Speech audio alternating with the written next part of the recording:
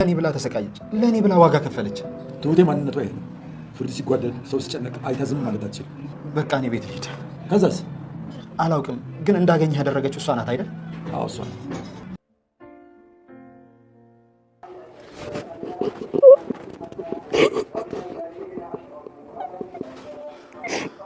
ትሁቴ ትንሽ ጊዜ ብቻሽ፣ ትንሽ ጊዜ ቃል እገባልሻለሁ። ልጅሽን በእጅሽ ነው የማስገባልሽ። ግን ደግሞ አንቺን ካላገኘ ልጅሽን ምን እንደሚያደርገው?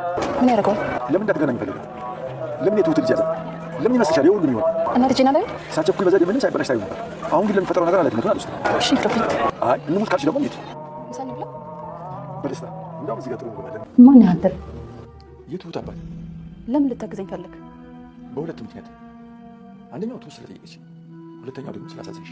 ታዲያ ካሳዘንኩ ለምንድን ነው ልጄን የማታሳየኝ? አሳይሻለሁ። እኔም ያገኘሁት ዛሬ ነው። ሁላችሁም ክፉ ናችሁ። ልጄን ስንት ዓመት እንዳላየሁት ግን ታውቃለህ? አታውቅም። ልጄን ስንት ዓመት እንደናፈኩት ታውቃለህ? አታውቅም። እኔ ያሳለፍኩትን ነገር የልጄን ናፍቆት ማንም አይረዳው። ወዴት ነው? ልጠጣ። ልጠጣ?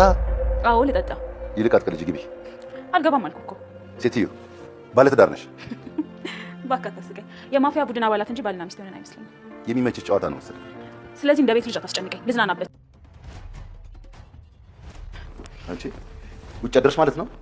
ዋልሽ ብትለው ይቀላል። በጣም ቆንጆ ጊዜ ነበር። ትሰሚያለሽ? እከክሽን ያራገፍኩልሽ እኔ ነኝ። የገንዘብ እከኬን ብታራግፍልኝ ያንተን የክፋት ተንኮል እያከኩልህ መሰለኝ። በአንቺ በኩል ያለውን ጉዳይ ትዕግስት ያልቋል። የፈለግከው መወሰን ትችላለህ። ካለ ንብረት ላይ 80% እኔ ጋር መሆኑን እንዳትረሳ። ምን? እባክህ ሰምተሃል? ምንም አዲስ ነገር አላወራሁም። አሁን ተወኝ በእናትህ ሰውዬ። ቤቲ አቶ ገዛኸኝን 85% ካለህ ንብረት ላይ የኔ ነው በስም ያድርግሃል። ስለዚህ አሁን እኔ ከጓደኞች ጋር ወጣ ብዬ ዘና ማለት እንደፈለግኩ መሆን እፈልጋለሁ እንጂ ከአባቴ እኩያ ከሚሆን ሰው ጋር እዚህ ጊዜን አላቃጥልም። እድሜ ልጅነቴ ያልተኖረ ልጅነት ሆነብኝ። የገባሁት ድሮም አንድና አንድ ፈልጌ ነው። አቶ ገዛኸኝ እጅግ ተበሳጨ። እንዴት እንደዚህ ሰውዬ ትኛለሽ? እና መቼስ እኔ አንተን ልጅ ብልህ መቼስ ራስ ክስ አትስቅም እንኳን ሌላ ሰው በማለት አቶ ገዛኸኝን ቅጥል እንዲል አድርገዋለች። አቶ ገዛኸኝ መጀመሪያስ ይሄን እንዴት አላወቁም? ወጣቶች ሲቀርቡት አንድ ሽማግሌ ለምን ቀረበኝ ብሎ ማስተዋልና ማገናዘብ የለበትም? ሰላም ጤና ይስጥልኝ። ውድና የተከበራችሁ በመላው ዓለም ያላችሁ ኢትዮጵያና ኤርትራውያን ናችሁ። እግዚአብሔር ይመስገን ደህና ነኝ። ትሁት ድራማ ክፍል 98ን ቀጣዩን ክፍል አብረን እናያለን። ናቲ ትሁትን ምን ሆነሻል እንደዚህ የተከችው ይል ነበር። ትሁትም ቤተሰቦቼ ተስፋ ቆርጠውብኛል። በስተርጅና ያገኟትን የዓይናቸውን ማረፊያ ያሳደጓትን ልጃቸውን አስወሰድኩባቸው። በቤተሰቦችሽ መጨነቅ በላይ የልጅቷ ሁኔታ ነው የሚያስጨንቀው ይል ነበረ ናቲ።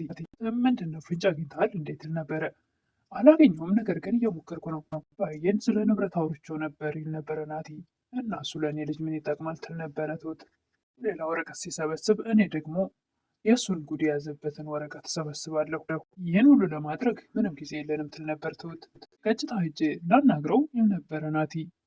እኔ አላቅም፣ ለማንኛውም ግን የሆነ ነገር ማድረግ አለበት ትል ነበር ትሁቴ። ለእኔ ተው ይል ነበረ ናቲ። ቤትን እኮ ባታስቀይማት ኖሮ ታግዝህ ነበር አለች እንዴ ላናግራት ይል ነበረ ናቲ። ልትወጣ ነበር፣ ነገር ግን እኔን ትቶ መውጣት ፈርታ ነው መሰለኝ አለች። ልናግራት ይል ነበረ ናቲ። መጀመሪያም ተው ያልኩ ለዚህ ነበር፣ ከእሷ ጋር አትጋጭ፣ ከእሷ ጋር ሰላም ፍጠር ያልኩ። አሁን በጭራሽ አትልህም ትል ነበር ትሁት። ቤቲም ፏ ብላ ለባብሳ የት ልትሄጂ ነው ሲሏት አቶ ገዛኸኝ ልጠጣ ትል ነበር። ገዛኸኝም ደንግጠው ልጠጣ ይላሉ። አዎ ልጠጣ። ሴትዮ ባለትዳር ነሽ፣ አርፈሽ ግቢና ተቀመጭ ይሉ ነበር አቶ ገዛኸኝ። እባክህ ሰውዬ አታስቀኝ፣ የማፊያ ቡድን አባላት እንጂ ባለትዳር የሆነን አይመስለኝም ትል ነበረ ቤቲ። እንሂድ ነበር ይች ልጅ ሲል ነበር አቶ ገዛኸኝ። እና ልጇንም ይዘህ ፈርተህም ትችለዋለህ እንዴ? ቤቲም በቃ ተመልሰ አርፈሽ ቁጭ በይ ብትባልም አልሰማህም በቃ ብላ ትታቸው ወጥታ ትሄዳለች አቶ ገዛኸኝን። አለሜም በህልሟ እያቃዣት አቶ ገዛኸኝ መጥቶ ምንም ያክል ቢላ ይዞ ሊሰካባት ሲያቃዣት እባክህ አትግደለኝ መሞት አልፈልግም እያለች እሳቸውም መሞት አለብሽ ያመለጥሽ መስሎሽ ነበር ማምለጥ የምትችይ መስሎሽ ነው ከኔ ወይኔ ልጄ ብላ ስትጮህ አባባ ደንግጠው ይመጣሉ ወደ እሷ። ምነው አለሜ ምን ተፈጥሮ ነው እዚህ ያገኘኛል ትል ነበር አለሜ። አይዞሽ አትጨነቂ፣ አያገኝሽ፣ ቤትም አያገኝሽ፣ እኔንም ይገልብኛል ትል ነበር አለሜ። እባክሽ እየቃዠሽ ነው፣ ቅዠት ነው፣ አትጨነቂ። ሰዓት ነው ግን ትል ነበረ አለሜ። ሊነጋ ነው ሌሊቱ ይሉ ነበር አባባ። አባባም አለሜ ጭንቀቷን እንድትረሳ በዛ በሌሊት ነይ እንሂድ ብለው ወደ ውጭ ይዘዋት ይወጣሉ። ከቤት ወጥተው መንገድ እስኪደርሱ ድረስ የጧቱ ብርሃን ደመቅ ብሎ ህፃናቶች ጅዋጅዌ እየተጫወቱ ያገኛሉ። አለሜም ልጇን ስታሳድግ እንዴት እንደነበር እያስታወሰች በደስታ ፊቷ ፈገግ ይል ነበር። አለሜ ህፃናቶቹ ሲጫወቱ ስታይ ሁሉም ሰው እንደዚህ ነፃ መሆን አለበት፣ በነፃነት በደስታ መኖር አለበት ትል ነበር። እናቴን ስታሳድጊ እንዴት ነበር ይሉ ነበር አባባ። ቤት አድርሼው ወደ ቤት ያልመለስም ነበር፣ እዛው ቀኑን ሙሉ ስጠብቀው ውል ነበር ከመሳሳት የተነሳ ትል ነበር አለሜ ልጇን እያስታወሰች ህፃናቶቹን ስታይ። አባባም ጭንቀቷን እንድትረሳ ስለሆነ የጧቱን አየርስ እንዴት አየሽው ይሏት ነበረ። በጣም ደስ ይላል ትል ነበር አለሜ።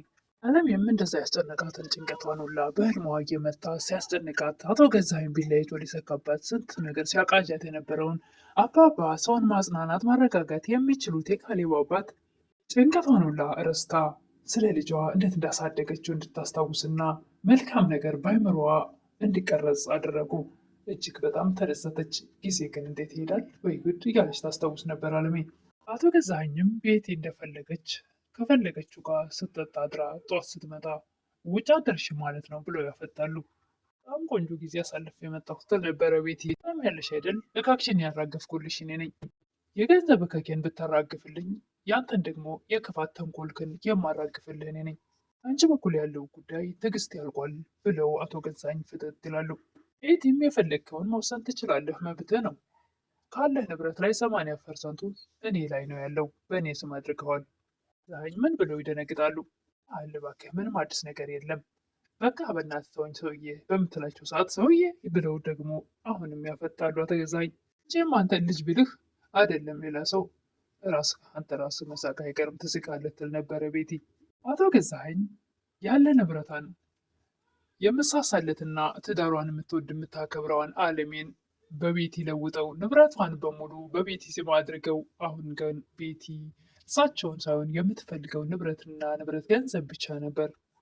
በገዛ ገንዘቧ የራሷን ገንዘብ ለመውረስ ተብሎ አንድ ክፍል ተዘግቶባት አንዴ ያብደሻል፣ አንዴ ያንቺ አስቀያሚ ነሽ፣ አንዴ ያንቺ ቀፋፊ ነሽ፣ አንድ ጊዜ ደግሞ ልጅሽ ሙቷል እያሉ ሲያሰቃያትና አንድ ጊዜ ደግሞ መግደል አለብኝ፣ አሁን ደግሞ በፎቅ ልወርውርሽ ስትስቃይ ስታሳልፍ በገዛ ቤቷና በገዛ ንብረቷ ቤቲን ወጣቷን ይልቁንስ ትዳራችን የምትወደው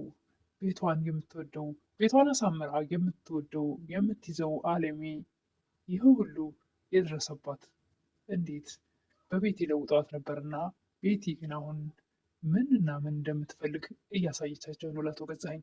ገንዘብና ገንዘብ ብቻ የምትፈልግ መሆኗን በግልጽ እየነገረቻቸው ነው። እሳቸው ግን ጭራሽ ይባስ ብለው ንብረቱን በሙሉ ሞተች የተባለችው እናቱን እንኳን ምንም እንኳ ባትሞት በሕይወት እንደሆነም እሱ እንኳን ልጇ እንዳይወርስ በቤቲ ስም አደረገ። ቤቲ ግን ገንዘቡን እጇ ካስገባች በኋላ ለጥቂት ጊዜ ነው እንጂ ከዚህ በኋላ አትፈልጋቸውም፣ ንብረቱ በስሜ ነው፣ በቃ ምንም አታመጣም ብላ በግልጽ ነግራቸዋለች። ድራማው እጅግ በጣም አስተማሪ ነው። ድራማ ሳይሆን የእውነተኛ ታሪክን የሚዳስስ ነው። ምክንያቱም ብዙ ወንዶች ገንዘብ ሲኖራቸው የሚታያቸው የነበረቻቸው ወይም ደግሞ የልጃቸው ወይም ደግሞ የልጆቻቸውን እናት ተውና ወጣት ያምራቸዋል። ነገር ግን ወጣቷ ከሳቸው ወይም ደግሞ ከሽማግሌው ፍቅር ፈልጋ አይደለም፣ ገንዘብንና ገንዘብ ብቻ ፈልጋ መሆኑን እያወቁ ትዳራቸውን አክብረው እንዲኖሩ ያስተምራል። እናቴ የእናቴ ድርሻ ብሎ ሲጠይቅ አባቱም ምንም አይነት ድርሻ የለም፣ ምንም አይነት ንብረት እኔ ጋ የለም፣ እሺ ምንም አይኖርህ ላይኖርህም ይችላል፣ ነገር ግን ቤት አለ በሚለው ሰዓት ቤቱንም አስይዤዋለሁ ነበር መልሳቸው አቶ ገዛኸኝ። እናቴም ከአባቱ ኬስ ቁልፉን በመውሰድ ወደ ቢሮ ቀጥ ብሎ ይሄዳል። ቢሮ ውስጥ እያንዳንዱ መረጃዎች ስብስብ አድርጎ ወደ ኪሱ አስገብቷል። ነገር ግን መረጃዎቹን ሰብስቦ ይውሰድ እንጂ የአባቱ ቢሮ እጅግ በጣም ትንሽና ጠባብ ናት። ምንም አይነት መደበቂያ የላትም። እናም በር የተንኳኳ ሰው የመጣበት ይመስላል። ናቲ ጣሪያ ግድግዳውን ዞር ዞር እያለ አይኑን አፍጥጦ እያየ ነበር። የት ልደበቅ አይነት ነገር ግን ምንም መደበቂያ የለውም። ምን ይፈጠር ወይ ደግሞ ምን ይገጥም ይሆን? ናቲ አባቱ የደርሱበት ይሆን? እጅ ከፍንጅ ይዙት ይሆን? ወይስ ደግሞ ሳይመጡበት ይሄድ ያመልጥ ይሆን? መረጃዎችን ወስዶ ለህግ አካላት ሰጥቶ አሳልፎ እፎይታ እናቱ በሰላም እንድትኖር ለህግ አባቱን ይሰጥ ይሆን? ወይስ አባቱ ደርሶበት ነገሮችን ያበላሽበት ይሆን? እንግዲህ እሱም በቀጣይ የምና ይሆናል። ናቲ መልካም ነገር ይግጠመው እያለን ለዛሬ ትሁት 98 ይህን ይመስል ነበር። በቀጣይ እስክንገናኝ መልካም ቆይታ እያልኩኝ ለዛሬ ግን እዚህ ላይ ይሰናበታለሁ።